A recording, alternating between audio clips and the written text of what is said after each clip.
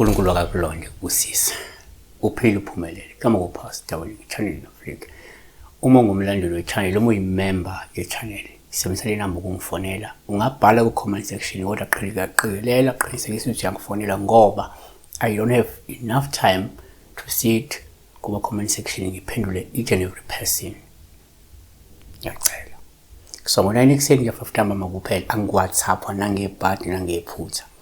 Space ihle magutshwa sawubona pastor bengisacela ukubuza uma uphupha udumile ngabe kuchazana.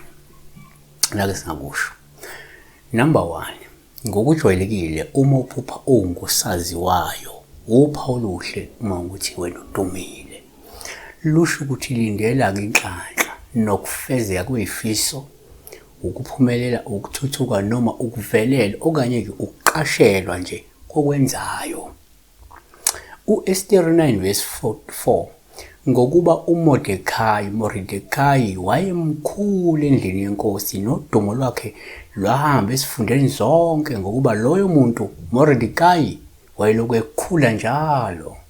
uJoshua 6 verse 27 uJehova wayenaye uJoshua udumo lwakhe lwalukhona ezweni lonke.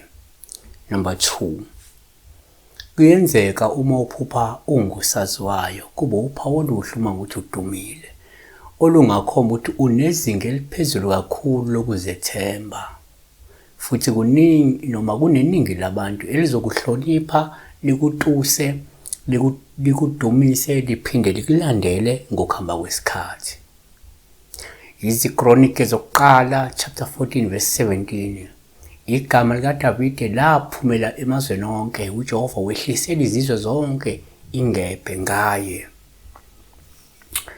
3, ngokwesintu uma uphupha engathi usaziwayo kuyaba uphawu uma ukuthi wena umuntu odumile ngoba lokho kusho ukuthi ungase uhambe uqashelwe ngomsebenzi wakho ngenxa yokwembathwa amandla nogazi nedlozi elikhulu noma ke nedlozi elikhulu elihlambulukile nelahlonishwa, noma ke umuntu wena ohambe embathwe yisidalwa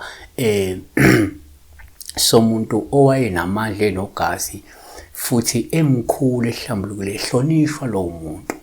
Uyabona? Kodwa ke asivale kanje. Number 4, kwesinye isikhathi uma uphupha ungusaziwayo kuyaba uphawu olubi uma ukuthi udumile ngoba luvamile ukuthi kwabanye likhomba umzuzu omubi ozofika wokubukelwa phansi, ukweyiswa, ukudelelwa nokudicelwa kwesithunzi negama lakho phansi. uJobe 28 verse 22 ukubhujiswa nokufa kuthi ngezindlebe zethu sizwile amahemhemu akho. Yabona? Siyabonga. Besibheka uma uphupha ngathi udumile wena, usaziwayo wena.